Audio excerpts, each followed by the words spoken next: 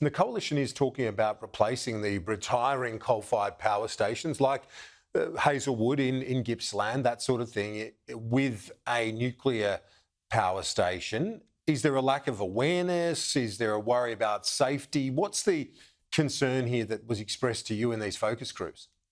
Actually, surprisingly, they knew quite a lot about the risks associated with nuclear power plants. Whether they were the older participants who have obviously a lived memory of Chernobyl, or younger participants who watched on their TVs what occurred in Japan during the tsunami and the earthquake in 2011. Overwhelmingly, most people were of the view that there's too much risk associated with it, that it's expensive, and those with children indicated strongly in these focus groups that if one was to be built in the area, they will leave the area. So what you've picked up is that if the coalition is to be successful, they've got a fair bit of work to do, at least in that area that you surveyed.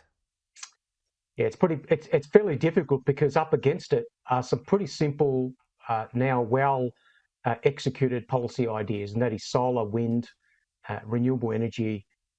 Across all our surveys and other pollster surveys, these other forms of energy sources are very, very popular. Yes, there is some social license challenges around connecting our grid to those energy sources, but overwhelmingly most Australians think it's a good idea to be transitioning it, but they would like that transition to be actually done much faster than it is right now. Introducing nuclear as an additional point or an additional idea is going to be rather challenging for the coalition. They offer their opponents a very significant potential negative campaign. Because to another survey now, the Nine newspapers had some numbers in their polling which suggested male voters have swung to the coalition in the last 6 months away from Labor. Is this what you're picking up? Yeah, we picked that up late last year. Largely male voters in the outer suburbs and regions, those with a TAFE education. They join, obviously, a slide of support for the Labor Party amongst women in those same regions. But that said, we find that the polls across the country right now are quite consistent. So Labor's in the low 30s, the coalition's in the mid to high 30s in terms of primary vote. Not much has really changed since the last federal election. The big change, obviously, is the honeymoon that Labor was enjoying is now completely gone and dead. And we are looking at a paradigm that is very similar to what we saw back in 2022 on election night. And so fundamentally, as we know, when we look to the next election, it's all going to come down to the marginal seats. What's happening in those electorates?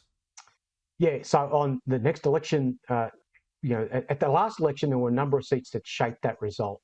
The Teals winning electorates in the inner parts of our large cities, Greens picking up a couple of seats in Brisbane, Labor picking up higher educated electorates. I think at this election we're going to see very different dynamic, and that is going to be very much a spotlight on the outer suburbs of Western Sydney, Melbourne, Brisbane. These are the electorates which are experiencing high levels of mortgage stress. This is where Dutton will try to make his gains. But that said, there isn't enough of those seats to get him to 75. Yeah. So, yeah, we are looking at a situation where both parties have got a very narrow pathway to that 75, but I think Labor's is a little bit wider.